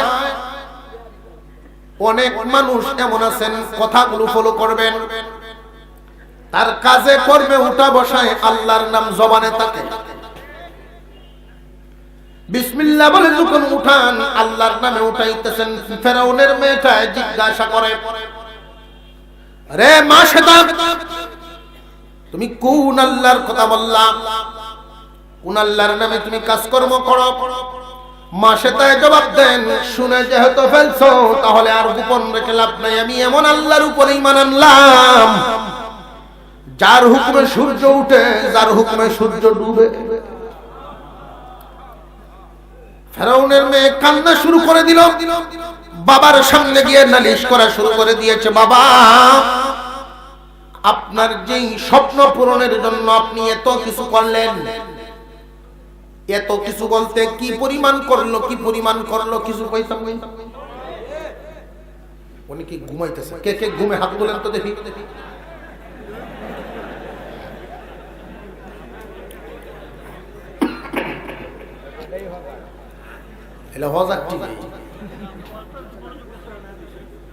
মাঝে মাঝে ঘুমায় পড়ে, শেষে ওয়াজ করলে ঘুমো বাঙ্গানি লাগে, ওয়াজও করুন লাগে।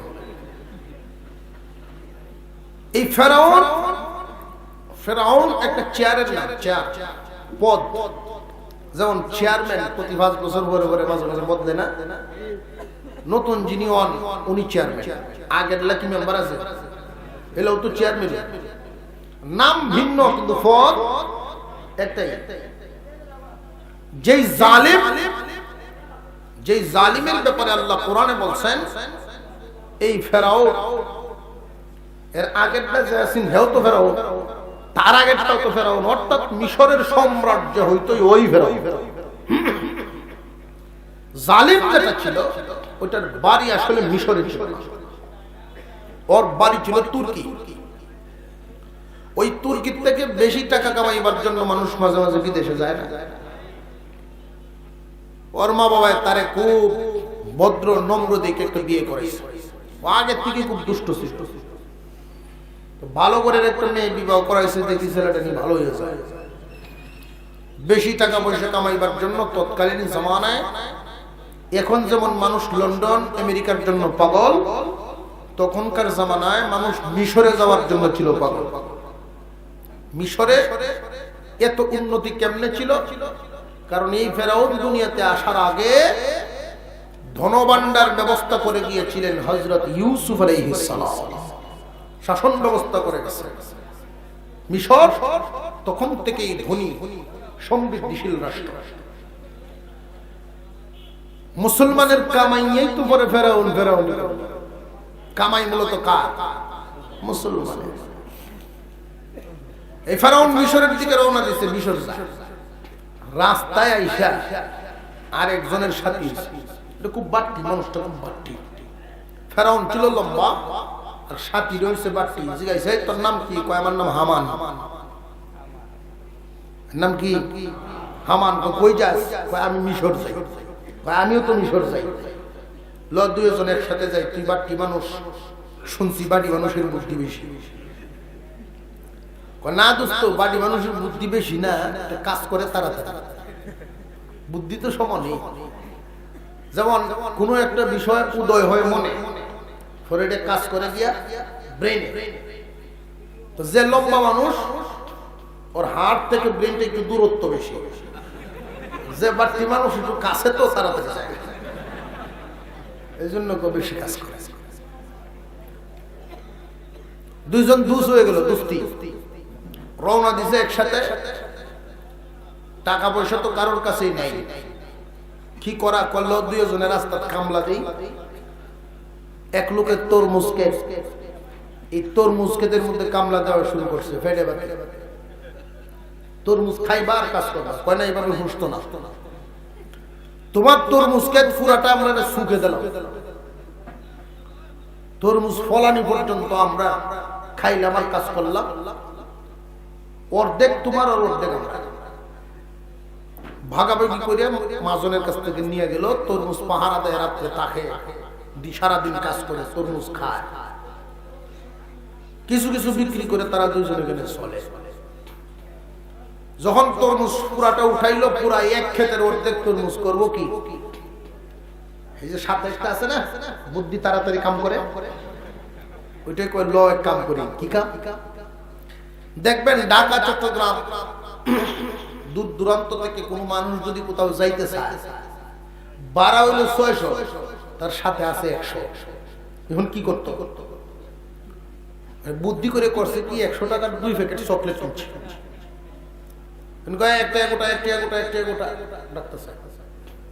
হকার হয়ে গেছে, চকলেট বিক্রি করে। চকলেট বিক্রির জন্য যদি বাস উঠে, ট্রেন উঠে, ভাড়া চাইবে। 100টা চকলেট গাড়ির মধ্যে বিক্রি করছে 150। বাড়ি তো 50 লাখ পর্যন্ত। আমরা বিদেশ যাওয়ার জন্য কষ্ট করা লাগবে না। তুমি নৌকা ভাড়া কর, তরমুজ লই, দেখবে আমরা কেউ আটকাইব না। তখনকার সময় ব্যবসায়ীদের জন্য স্পেশাল পাস। এদেরকে জিজ্ঞাসা করছে, কই যাও? মিশরে কই ঢুকতা? বর্ডারে জিজ্ঞাসা করছে। আমরা এই যে দেখো না, তরমুজ পুরা বুঝাই করে লয়ে যেতেছি। আমরা ব্যবসায়ী। তরমুজও বেচছে, দেশেও রয়েছে। ফাস্টফুড দিছে তো লাগে না। গিয়া দেখে দেশের ভিতরে একটা জায়গায় লাইন ধরা মানুষ কবরস্থানের দারোগা নিয়োগ হইতেছে। কবরস্থানের দারোগা নিয়োগ হবে। হামানে কয়, দোস্ত তোর বডি বাটা বালা। ফেরাউন লম্বা, তোর বডি বাটা বালা, তুই লাইনও দাঁড়াইছে। সবার উপর দেবাই সেরেছে তার মাথা। সরকারি লোকেরা কয়, এদিকে আও, তোমার বাড়ি কই? যে অমুক দেশে, টাকা পয়সা কামানোর জন্য আসছে। তুমি করবাই চাকরি? কবরস্থানের পাহারাদারি দারোগাগিরি করবা? করব।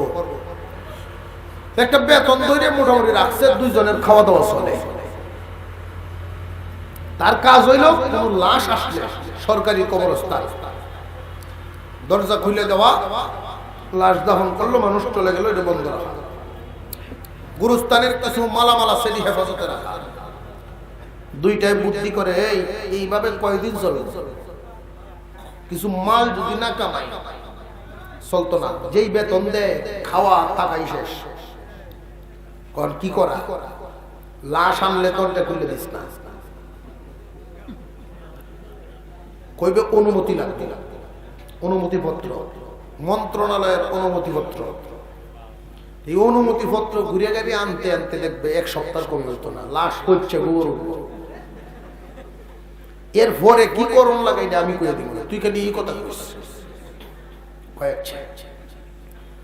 যেই লাশ আইয়ে এই কথা কয়। আর হামানে কর্তৃপক্ষ লাশের যে গার্জিয়ানরা তোলে দেখেছে। এই যে ঘুষের আবিষ্কার দুনিয়াতে শুরু হইল। ঘুষ সর্বপ্রথম কে খাইছে? কথা বুঝে আসতেছে? এই জালিম। এই জন্য যত ঘুষখোর সব নাতি আর এটা হইল দাদা। হাসরের মাঠে বিচার আচার এই কাতারে হইল। দেখিয়া কিছু তাকে কিন্তু অফিসার বডিগার্ড কিছু তাকে না, স্যামসা সুমসা বাড়ি হিবার দেখলাম এমনি কইব সারে কি সাহায় না। কিছু মায় মাতাব্বর আছে এই সাথে কিছু তাকে কুটল মুটল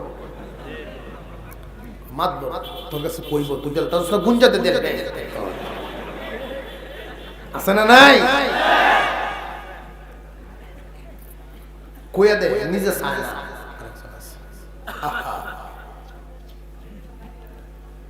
এই হামানে কত কিছু দেলাই, স্বর্ণ মুদ্রা 1 টাকা, 1 টাকা কই 1 টাকা লাগিয়ে গিয়ে আবার এই হাইকোর্ট করে লাশের অবস্থা তো সম্পন্ন হয়ে যাবে। যা দেলাই জালিমি খাইতো চাই দেলা দেলছে। এই যে দেওয়া শুরু হইল, আল্লাহু আকবার। মহামারী এমন দেখা দিছে মিশরে, প্রচুর মানুষ মারা গেছে। হের তো মানুষ মরলেই না।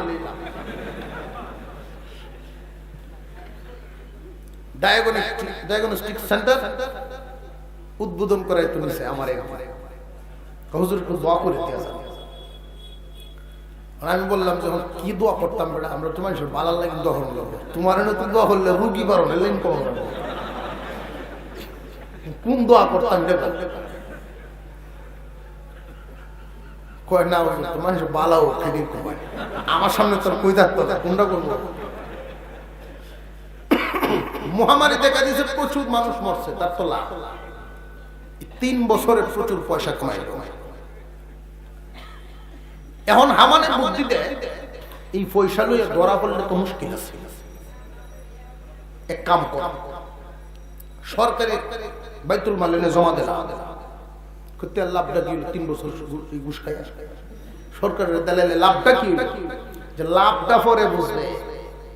তুই কইবে যে এই দেশের জনগণের যত জায়গা জমির খাজনা আছে, এই খাজনা যেন সরকার মাফ করে দেয়, সকলের পক্ষ থেকে তুই দেন চৌষট্টি বছর। আর সারা দেশের ডুল মেরে যেন তোর নামটা জানায় যায়। খবরে আমার লাভ কি? মানুষ তোরে ছুটু দিতে গেলে থুতু দেয় যে কবরস্থানও ঘুষ খায়। অনেক মানুষ দেখবেন এমন আছে মসজিদের নামে 3 টন বাজেট আছে, 1 টন দিয়ে 2 টন খাইছে। আল্লাহর ঘরের মাল খায় না, এমন আছে না? গুরুস্থানের নামে আনছে, ঈদগার নামে আনছে, খাইছে। এক মুরব্বী কইছেন, হুজুর আমরা এলাকার এক চেয়ারম্যানের 3টে লেট্রিন খাইছে।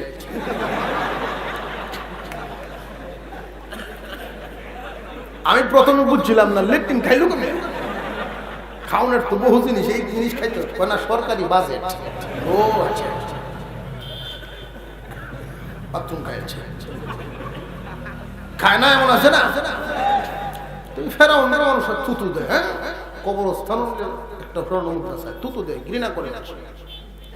এই ঘৃণার থেকে তুই বাঁচতে পারবে, পরে একটা ফল পাইবে। কয়জা তোর সকল পরামর্শ তো আমি মানি। সরকারের গরজন জমা দিয়া বলছে যে এই ঘোষণা দিতে হবে সকলের খাজনা মওকুফ। খাজনা আদায় করছে কে? এই কবরস্থানের দারোগা। এখন 10 জন 5 জন একখানে বইয়া দেখবেন আমরা চায়ের যে দোকানগুলো, এই চায়ের দোকানগুলো কিন্তু ছোটখাটো সংসদ ভবন। এখানে বুদ্ধিজীবী আছে, এরপরে ছোটখাটো বিজ্ঞানী আছে, রাজনীতিবিদ তো করে করে অভাব নেই। কোন একটা বিষয় যদি শুধু তুলে দিতে পারেন এই সংসদ ভবনে, 2 মাস উঠে গফে,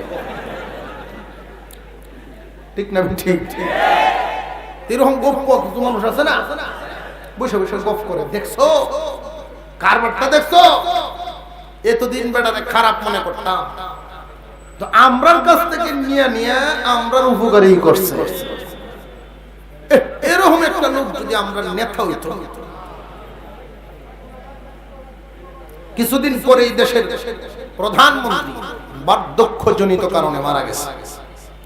প্রধানমন্ত্রীর ইলেকশন নমিনেশন পেপার বিক্রি হইতেছে, আমানে কয় কিন একটা সুযোগ যায়, কিনে খার হইছে, কেনা দাঁড়াইছে এই গুরুস্থানের দারোগা আছে বেটা, আমরা খাজনা মাফ করাইছি, বলে হ্যাঁ মার দিয়েছি, বিপুল বুড়ে বাস। প্রধানমন্ত্রীর চেয়ারে বই হামান অপেক্ষা কর বা হইতেছে। কিছুদিন পরে দেশের বাদশাহ মারা গেল, আর তার পরিচালনা সে তো মোটামুটি বুঝছে, বাটপাটটা তো ছোট মোটো না। দেশের পাড়ার সব মানুষ তো আর সরকারের সাথে যোগাযোগ না, এলাকা চালায় না, কিছু আছে না গণ্যমান্য জঘন্য, এই গণ্যমান্য জঘন্য মানুষটির সাথে সম্পর্ক খুব ভালো। এই মানুষটির সাথে তার হাত যোগাযোগ খুব ভালো। দেশের বাদশা যখন মারা গেল, ভারপ্রাপ্ত বাদশাহী পালন করে। কিছুদিন পরে এই গণ্যমান্য জঘন্যরা তো আগেই রাত্রে কবিরাজি করে রাখছে যে যখন মৌখিক ভোট দেওয়া হইব তখন তোমরা 20-25 জন আমার পক্ষে হইবা, 5 জন উল্টা বললে অসুবিধা নেই। আগে কিছু কিনলে পিছিয়ে বলছে যে আপনাদের এই দেশের বাদশা আপনাদের দেশের লোক দিয়ে বানান, আমি তো অন্য দেশের মানুষ, ভোটে প্রধানমন্ত্রী হয়েছি, বাদশার চেয়ারও কে বইতে। তখন গণভোট শুরু হয়েছে, মানুষের মৌখিক জবানি ভোট, যা আপনি যেই লোক আমরা দুঃখ দুর্দশা যেভাবে বুঝেন, আমরা মনে করি এই চেয়ারের যোগ্য আপনি, বাদশাহী চেয়ারে ফেরাউনের চেয়ারে আপনি বসেন, আর প্রধানমন্ত্রীর জন্য ইলেকশনের দরকার নেই, আপনার পছন্দ মতো একজনের বয়াল নাই। হামানে ফেরাউনে হামা ফালতে ফালতে উঠে না লাভ দিতে, হ্যাঁ বাসা হামান প্রধানমন্ত্রী লাগছে নি খেলা। এখন দুজনে একদিন গফ করে আর শরবত খায়, এই মনে আছে রে তরমুজ ক্ষেতের কথা, কই থেকে কই আইলা? আমি এখন সারা বিশ্বের মধ্যে সবচেয়ে ধনী দেশ, সেই দেশের বাদশা, আমার আর হওয়ার বাকি রইল কি? হামানে কয় একটা ওনের বাহির হইছে, যে কোনটা? তুই আল্লাহ হইতাছিস না। এই আম্মাকে কয় কয়টা বাই তো তাই এইটা বলে ওই হলো কয় পাই তো তাই না, এটা ওই হলো ওয়র বি কইলে কইতো না। এই দেশে তো ওয়র বি কইলি মানতো না। এই দেশে আল্লাহ চিনানেওয়ালা টুপিওয়ালা আছে। যতক্ষণ পর্যন্ত এই মাদ্রাসাগুলো থাকবে, আলেম ওলামা থাকবে, ইসলামের পড়াশোনা থাকবে, খেদমত থাকবে, ততক্ষণ তুমি আল্লাহ দাবি করলে কেউ মানবে না। যখন ওরা থাকবে না, তখন যদি বলা হয় এই গাছটা তোমার আল্লাহ, মানুষ মানব, চিনানেওয়ালা নেই। দেখেন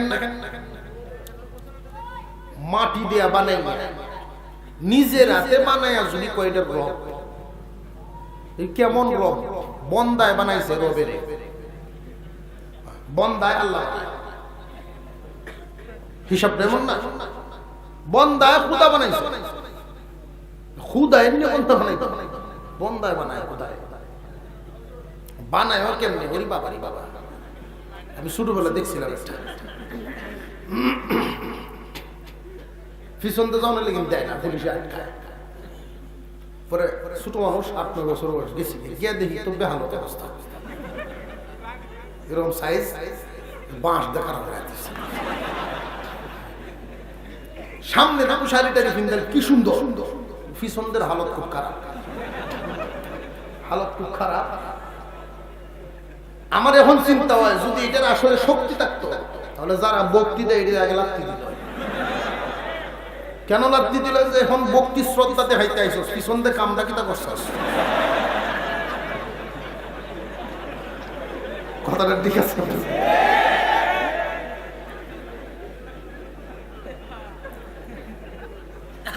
আল্লাহ পাক রব্বুল আলামিন মানুষকে মাঝে মাঝে পরীক্ষা করেন কিছু ক্ষমতা দিয়া। এই ফেরাউনের ক্ষমতা দিয়া ওই তরমুজ থেকে তুলে এনে কোথায় বসাইছেন, বাদশা বানাইছেন। এটা পরীক্ষা, কাউরে দিয়া পরীক্ষা করেন, কাউরে না দিয়া পরীক্ষা করেন। মহান মাওলাই করিম কাউরে দিয়া পরীক্ষা করেন, কাউরে না দিয়া পরীক্ষা করেন। বান্দার উচিত হলো পরীক্ষায় ফাঁস করা। এই ফেরাউন বলেন আমি খোদা হব, এই স্বপ্ন আমার পূরণ করতে হবে। দেশের যত আলেম ওলামা আলেমদের লাশ কেটে কেটে নীল নদে ফেলায়, নীল নদের পানি লাল হয়ে গেছে। কোন আলেম ওলামা নাই, কোন খেদমত নাই, কোন মসজিদ নাই, মাদ্রাসা নাই। আল্লাহর নাম নেওয়ার, প্রকাশ্যে আল্লাহর নাম যেই নেই তার মৃত্যুদণ্ড। এমন একটা কাজ যখন সে তার দেশে করলো, 400 বছর পর্যন্ত সে বাদশাহী করেছিল। 100 বছর পর্যন্ত কোনো খেদমত নাই, আল্লাহর নাম জুড়ে নেওয়ার মতো কেউ নেই। 100 বছর পরে সে ঘোষণা দেয় আনা রব্বুকুমুল আলা, আমি কি তোমাদেরকে খাওয়াই না? যে হ্যাঁ খাওয়ান। আমি কি তোমাদেরকে কাপড় চোপড় ঈদ আইলে দেই না? যে হ্যাঁ দেন। না দিলেও কয় দেন, নইলে যে ফিরবো। সবাই তো উচ্চ সুরের যে আওয়াজটা দেয় এটাই তো মানুষে শুনে। আনা রব্বুকুমুল আলা, সে যখন বলল আমি তোমাদের বড় খোদা, নাউজুবিল্লাহ বলে, কেউ প্রতিবাদ করে নাই। প্রতিবাদ যারা করবে তাদের মৃত্যুদণ্ড নিশ্চিত। হামান কই এতদিনে তোর স্বপ্নটা পূরণ হইছে, কিন্তু তার ঘরের ভিতরে যে ইমানদার আছে এটা তো তার জানা নাই। মাসে তার খবর হয়ে গেছে, মাসে তার প্রকাশ হয়ে গেছে। মেয়েটা গিয়ে বলে দিছে বাবা গো, তোমার স্বপ্ন পূরণ তো আর হলো না। কেন হলো না? আমার ঘরে বান্দি এমন আছে মাসেতা, ওই মাসেতায় তো তোমার আল্লাহ মানে না। এমন কিছু মানুষ হয়তো আমার ঘরে যদি থাকতে পারে, আনাচে কানাচে গোপনে আরো থাকতে পারেনি না, পারে না। যদি একজনও না থাকতো তাহলে তো আসমান থাকতো না। আল্লাহ পাক রব্বুল আলামিন ইমানদারের বদলায় আসমান রাখছেন। সুতরাং এই ঘরের ভিতরেই ইমানদার রইয়াছে। আব্বা তোমার স্বপ্ন পূরণ হয় নাই। মাসে তাকে সামনে যখন নেওয়া হয়, মাসে তা তুই কি আমাকে আল্লাহ মানুষ না? মাসে তার ইমানের নূর, ইমান এমন এক জিনিস, সেটা মেসের কাঠির মতো, টক্কর লাগলে ঠাস করে জ্বলে ওঠে। ইমানদার তো এমন, ধাক্কা খাইলে ইমানের পাওয়ার কমে না, আরো বাড়ে। ইমান আগুনের মতো জ্বলে, যদি থাবা দেন আরো ডাবল বাড়ে। ইমানদারদেরকে দেখবেন কেউ যদি দাবাইতে চায় দাবানো যাবে না, এদেরকে তামায়া রাখা যায় না। এক বাগের হুঙ্কার শুরু হয়েছে আমাদের দেশে। এই এক বাগের হুঙ্কার থামানোর জন্য দেখবেন কত দিক দিয়ে শিয়ালেরা গেউ গেউ করে কাময় না। আল্লাহর এই মুজাহিদ, আল্লাহর দ্বীনের মুজাহিদ যেদিকে যায়, লাখ লাখ হাজার হাজার লক্ষ লক্ষ মানুষের ঢল নেমে আসে। আল্লাহ পাক রব্বুল আলামিন ইমানদারের ইমানকে এই অবস্থায় রাখছেন। মাসে তা বাদশাহর সামনে দাঁড়াইছে, মৃত্যু তার নিশ্চিত, এটা জানে। মৃত্যু নিশ্চিত এটা জানেন। আল্লাহর পয়গম্বরের উপরে যে আয়াত নাযিল হয়েছে, তোমরা কি এমনি ধারণা করো যে এমনি এমনি জান্নাত পাইয়া লাইবা? আম হাসিবতা আন তাদখুলুল জান্নাহ, তোমরা কি এমনি ধারণা করো যে জান্নাত এমনি এমনি পাইয়া লাইবা? না না, তোমাদের পূর্বে অনেক মানুষ এমন ছিলেন যাদের উপরে বালা মুসিবত চাপছে, তারা কিন্তু এমন মুসিবতের শিকার হয়েছেন, আল্লাহর সাহায্যের অপেক্ষা করতে করতে তাদের রাসূলের কাছে আইসা বলছেন, মাতা নাসরুল্লাহ, আল্লাহর সাহায্য কখন? হে দুনিয়াবাসী, আল্লাহর নবীর সাহাবী সহ কিয়ামত পর্যন্ত আমাদের সবাইকে আল্লাহ বলেন, আলা ইন্না নাসরুল্লাহি করিব, নিশ্চয়ই আল্লাহর সাহায্য অতি নিকটে। আল্লাহর সাহায্য কি দূরে নাকি কাছে? দেখার মতো চক্ষু আমাদের নেই, গ্রাণ নেওয়ার মতো নাক আমাদের নেই। আল্লাহর সাহায্য সব সময় আমাদের কাছেই আছে, আমরা দেখি না, আমরা শুনি না। মানুষকে মাঝে মাঝে পরীক্ষায় ফেলে দেন, মাসেতা পরীক্ষার সম্মুখীন হয়ে গেল। ফেরাউনের যুগ, এটা কি আমাদের নবীর যুগের উপরে না বহু আগে? আল্লাহ পাক রব্বুল আলামিন জানায় দিলেন, পয়গম্বর আপনার উম্মতদেরকে জানায় দিন, তারা ঈমানদার হওয়ার কারণে, সত্যবাদী হওয়ার কারণে যদি কোনো কঠিন পরীক্ষার সম্মুখীন হয়, মানসিকভাবে যেন তারা দুর্বল না হয়, তারা যেন এটা মনে না করে আল্লাহ সাহায্য কেন করেন।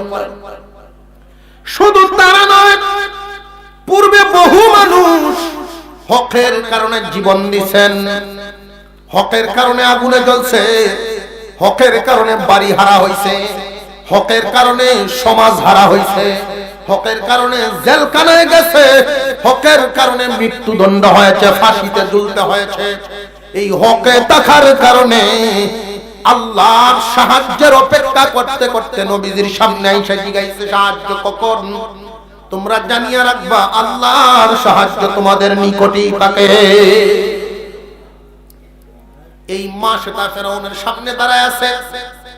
ফেরাউন জিজ্ঞাসা করে, মাসেতা তুই কারে আল্লাহ মানুষ যে আমি আমার আল্লাহকেই আল্লাহ মানি? ফেরাউন কি জানে না সত্যিকারের আল্লাহকে? জানেনি না জানে না?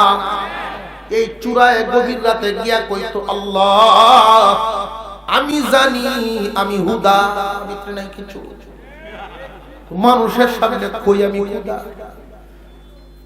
আগামীকাল বৃষ্টি লাগবো, তুমি একটু বৃষ্টি দিয়ে আমার হুদাইটা ঠিক রাখো। এই জন্য জাহান্নামে যে পরিমাণ জ্বালানি না মানে জ্বালাইলে, সে তো দুনিয়া চাইছে, আখিরাত চায় নাই। আল্লাহ পাক রব্বুল আলামিন এমন মানুষ বহু রাখছেন, দুনিয়া যারা চায় তাদেরকে দুনিয়াই দেয়। এই মাসেতায় বলেন, আমি আমার আল্লাহকেই আল্লাহ মানি। ফেরাউন বলে, আমাকে আল্লাহ মান। না না, তুমি আল্লাহ হওয়ার যোগ্যতা রাখো না। তুমি যদি খুদা হইতা তাহলে তোমারই তো তুমি সুন্দর করে বানাইলাই, তুমি তো সুন্দর না, নাকটা মোটা। ফেরাউনের রাগ বাড়তেছে যে মাসেতারে তোরে আমি এই দেশের রানী বানাবো, আমাকে খুদা মান, ঈমান ছেড়ে দে, আমার উপরে ঈমান আন, দেশের রানী বানাবো। অফার মাসেতায় ডাক দিয়ে বলেন, শুনেছি আল্লাহ নাকি একজন ঈমানদারকে এরকম 10টা দুনিয়ার সমান একটা জান্নাতের মালিক বানাবেন। তাহলে ঈমান হারা হইলে তুমি শুধু মিশরের রানী বানাইবা, আর যদি ঈমান রাখতে পারি তাহলে 10 দুনিয়ার সমান একটা জান্নাতের রানী হব। ফেরাউন এখানেও ফেল। মুমিনের সামনে, হকের সামনে বাতিল যত শক্তিশালী হোক বেশিক্ষণ টিকতে পারে না। হামান এখানে কানে বুদ্ধি দেয়, দুস্ত এইভাবে কামাইব না। কেমনে কামাইব ক? তার 2টা সন্তান আছে বাড়িতে, মার দয়া কিন্তু সন্তানাদের প্রতি অনেক বেশি। দুইটা সন্তানকে তার চোখের সামনে যখন নির্যাতন করবি, সন্তানের মায়ায় হয়তো তার ঈমান ছেড়ে দিতে পারে, তোরে মানব। আর্মি পাঠায় দেওয়া হলো। একটা বাচ্চার বয়স ছিল 8 থেকে 10 বছর বয়স, আর একটা দুধের বাচ্চা। মা সে তার দুইটা বাচ্চাকে যখন আর্মিরা নিয়ে আসতেছে, বড় বাচ্চাটা বুঝে ফেলছে আমার মার গোপন ঈমান মনে হয় প্রকাশ হয়ে গেছে। গেটের সামনে গিয়ে এই বাচ্চাটা ডাক দিয়ে বলে, মা সাবধান সাবধান, এতদিন পর্যন্ত যেই দৌলত গোপন করে রাখছিলা, আমাদেরকে নির্যাতন করলেও তুমি এই দৌলত হারা হইও না গো মা। মেয়ের মুখের সবচাইতে আল্লাহর রহমতের মধ্যে সবচেয়ে বড় রহমত হলো ঈমান সহ দুনিয়া থেকে বিদায় হওয়া। আল্লাহর সাহায্য মানুষের কাছেই থাকে। মা সে তার ঈমানের নূর বাড়া শুরু হয়ে গেছে। এই দুধের বাচ্চাটাকে টান দিয়া একটা সেনাবাহিনীর সদস্য নিয়ে গেছে। বড় শিশুটার গলায় ছুরি লাগায় দেওয়া হয়েছে। চোখের সামনে বাচ্চাটা দুনিয়া থেকে বিদায় হয়। মার চোখের পানি গড় গড় করে পড়তেছে আর ডাকতেছে, আল্লাহ সাহায্য করো। আল্লাহ পাকের সাহায্য নামতেছে, তার দিলের উপরে ঈমানের নূর বাড়তেছে। মহান মৌলাই করিম বান্দার জন্য যেটা ভালো মনে করেন, বান্দার জন্য তো আল্লাহ সেটাই করেন। আমার আল্লাহ মাসে তাকে এই দেশের রানী বানালেও ভালো মনে করেন নাই।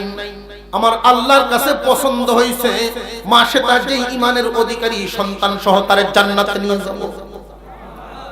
সুতরাং এটা কি মাসে তার জন্য অমঙ্গল না মঙ্গল? মাসে তার জন্য দুনিয়াতে থাকাটার চাইতে জান্নাতে যাওয়াটাই তো উত্তম। শুধু মাসে তা নয়, প্রত্যেকটা মুমিনের জন্য এই দুনিয়ার চাইতে আখিরাত জান্নাত হলো উত্তম। এই মাসে তার সামনে এখন দ্বিতীয় পরীক্ষার সম্মুখীন দুধের বাচ্চাটাকে রাখা হয়েছে। রে মাসে তার দেখ, নিষ্পাপ মাসুম শিশুর গলার মধ্যে ছুরি ধরা হয়েছে।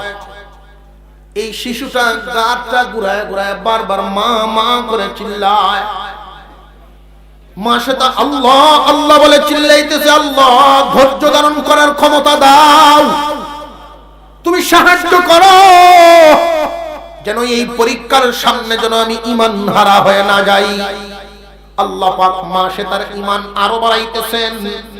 তার চোখের সামনে যখন দুধের বাচ্চাটার গলায় ছুরি লাগায় দেওয়া হয়েছে, আল্লাহ পাক রব্বুল আলামিন এই বাচ্চার জবান খুলে দিয়েছেন। জবানটা খুলে দিয়েছেন।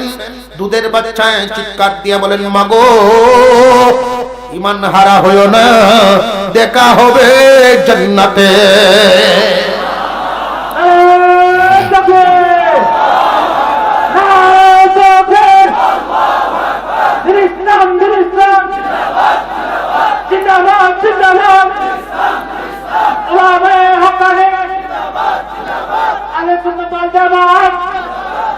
মুসলমান ইমানদার ভাইরা আমার, মাসে তার ঈমানের নূর বাড়তেছে বাড়তেছে, বুঝে ফেলছে ঈমানের দাম কত। তার বুঝে আইসা গেছে যে না, জীবন হারাইলেও অসুবিধা নেই। বাচ্চাটা যখন দুনিয়া থেকে বিদায় হয়ে গেছে, রূহটা চলে যায়, মাসে তাকে সালাম দিয়ে বিদায় হয়ে গেছে। এমনি মাসে তাও রেডি হয়ে গেছে। ফেরাউনকে ডাক দিয়ে বলে, ফেরাউন আমার ইন্তেকালের পরে তুই একটা কাজ করবি। কি কাজ? এতদিন তোর বাড়ির কর্মচারী আমি কোনো টাকা পয়সা চাই না, আমাদের 3 মা সন্তানকে এক জায়গায় কবর দিব। কর্মচারীদেরকে হুকুম দিল, মাসে তার ইন্তেকালের পরে 3 জনের হাড় পুড়কে এক জায়গায় যখন কবর দেওয়া হলো, হাজার হাজার বছর পরে আপনার আমার পয়গম্বর বিশ্ব নবী যখন মেরাজে যান, মেরাজে যখন যান, জান্নাতের সুঘ্রাণ পাইতেছেন। রে জিবরাইল, জান্নাতের কাছে চলে আসলাম নাকি? না গো হুজুর, আমরা তো এখনো দুনিয়ার জমিনে আছি, বাইতুল মুকাদ্দাসের পথে যাচ্ছি। তাহলে জান্নাতের সুঘ্রাণ আমার নাকে কোত্থেকে লাগে? জিবরাইল আলাইহিস সালাম বলেন, ওই জান্নাতের সুঘ্রাণ মাসে তার দুই সন্তান নিয়ে ঘুমায়, তার কবর থেকে সুঘ্রাণ আসতেছে। বহু পরীক্ষার সম্মুখীন হয়েও ঈমান হারা হয় নাই, এই ঈমানকে বুকের সাথে জড়ায় রাখছে। আল্লাহ পাক রব্বুল আলামিন তার কবরটাকে কিয়ামত পর্যন্ত জান্নাতে পরিণত করে দিয়েছে। শুধু কি ঈমানদার সাহাবায়ে কেরাম বা আমরাই পরীক্ষার সম্মুখীন না, অতীতেও ছিল। ঈমান আনার কারণে, জান্নাতের রাস্তা থাকার কারণে অনেক মানুষ পরীক্ষার সম্মুখীন।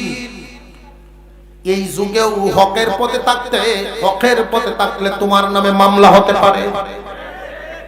হকের পথে থাকলে সমাজে অনেক চাপ আসতে পারে। হকের পথে থাকলে তোমার উপরে অনেক নির্যাতন আসতে পারে। সাবধান সাবধান জানিয়ে রাখবা, সবরের সাথে হকের উপরে প্রতিষ্ঠিত থাকবা। আল্লাহর সাহায্য তোমার নিকটেই ঘোরাফেরা করে। আল্লাহর সাহায্য তোমাদের কাছে আছে। আল্লাহর সাহায্য থেকে তোমরা দূরে নও। আল্লাহ পরীক্ষা নেন, যে যেই ক্লাসের মানুষ তার কাছ থেকে পরীক্ষাটা তেমনই নেন। সাধারণ ঈমানদার তার জন্য সাধারণ পরীক্ষা, মজবুত ঈমানদার তার জন্য মজবুত পরীক্ষা। সুতরাং তোমরা ধৈর্য হারা হইও না, হকের প্রতি থাকতে থাকো। এটা ভাবিও না যে মুসলমানদের জন্য আল্লাহর সাহায্য নাই, কেন সব সময় সাহায্য সাথে আছে।